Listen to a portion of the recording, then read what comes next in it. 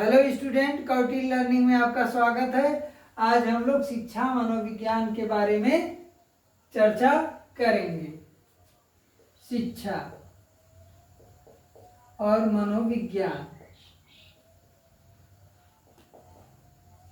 शिक्षा का अर्थ जो है वो होता है व्यवहार का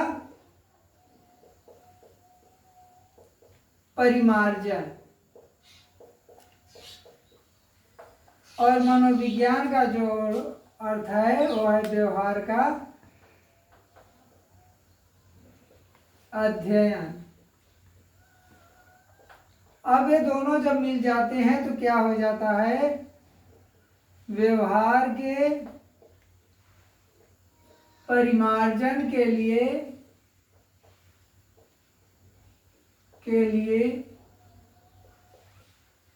व्यवहार का अध्ययन।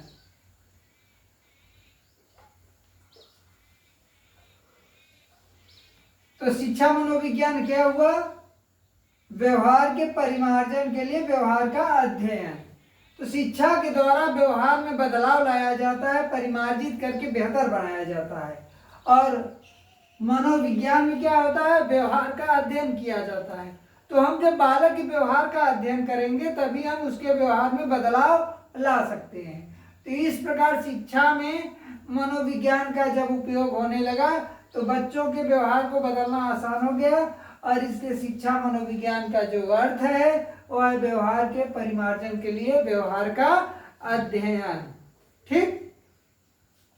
आधुनिक शिक्षा मनोविज्ञान जो है वह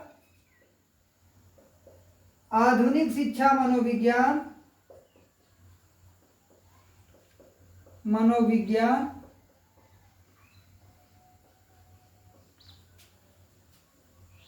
19वीं शताब्दी में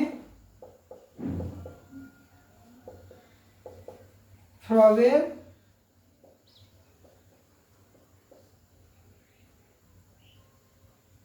पेस्टोलॉजी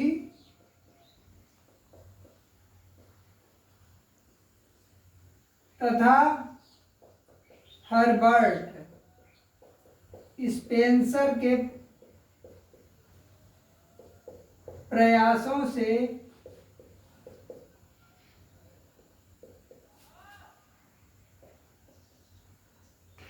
वर्तमान रूप में आया।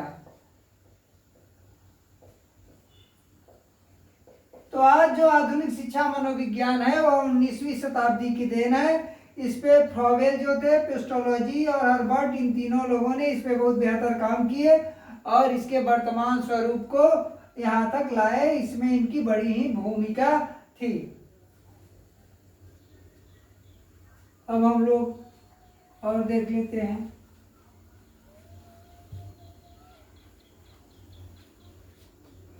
शिक्षा मनोविज्ञान को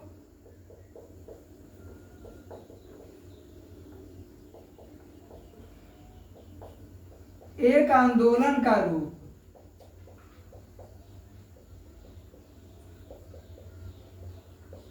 रूसो द्वारा दिया गया। रूसो द्वारा दिया गया।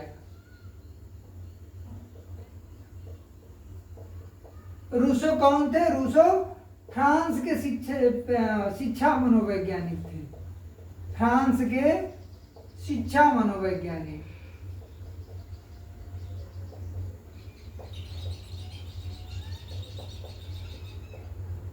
इन्होंने एक रचना लिखी थी, उस रचना का नाम है एमिल। इस एमिल रचना में जो ये एमिल इनकी नॉवेल है, इसमें एमिल एक कैरेक्टर है, एक पात्र है, और एक सोफिया पात्र जो है वो लड़की पात्र है, और एमिल एक लड़का पात्र है। इन दोनों के बारे इसमें दिया गया है रूसो द्वारा। फ्रांस के शिक्षा मनोवैज्ञानिक थे, और इस रचना के बाद शिक्षा के क्षेत्र में एक बेहतर काम हुआ और शिक्षा मनोविज्ञान की प्रगति हुई।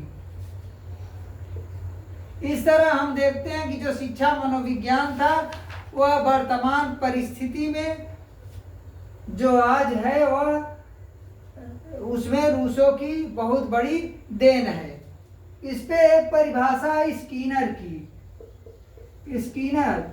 स्किनर कहाँ के थे? अमेरिकन थे। अमेरिकन मनोवैज्ञानिक स्किनर थे। स्किनर कहते हैं शिक्षा मनोविज्ञान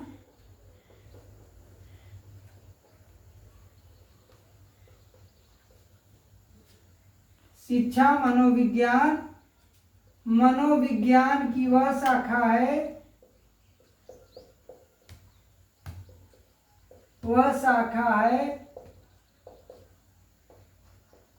जिसमें शिक्षा मनोविज्ञान की वह शाखा है जिसमें शिक्षण से संबंधित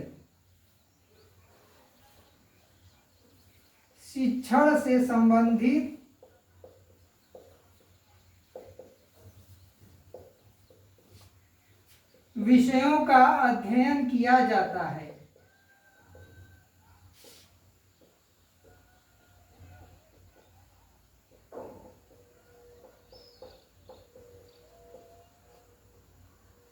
ये कौन कह रहा है? स्किनर कौन थे? अमेरिकन शिक्षा मनोवैज्ञानिक कहते हैं शिक्षा मनोविज्ञान की वह शाखा है जिसमें शिक्षण से संबंधित विषयों का अध्ययन किया जाता है। तो शिक्षण के लिए क्या जरूरत होती है? शिक्षण तभी पूर्ण होगा जब उसमें शिक्षक हो। शिक्षक प्लस छात्र प्लस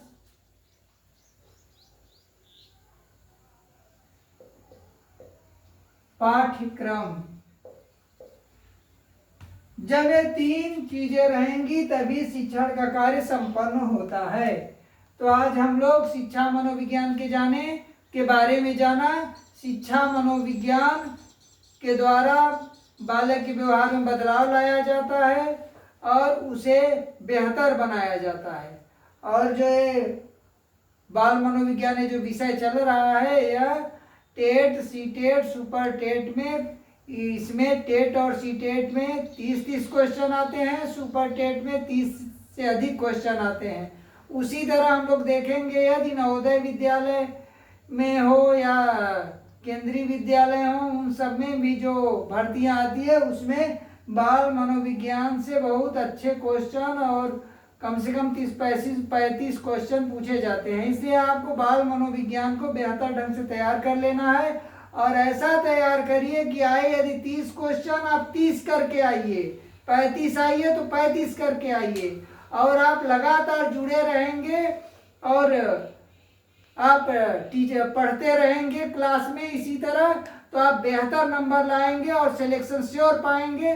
तो सिलेक्शन के लिए इतनी मेहनत करिए कि सिलेक्शन स्वतः आ जाए, और बिना मेहनत के सिलेक्शन मिलना बड़ा मुश्किल है। इसलिए मैं चाहता हूं कि आप लोग इस क्लास को अटेंड करिए और बेहतर ढंग से नंबर लाइए। इसी के साथ यह क्लास आज का समाप्त होता है। फिर हम अगले क्लास अगले दिन देखेंगे।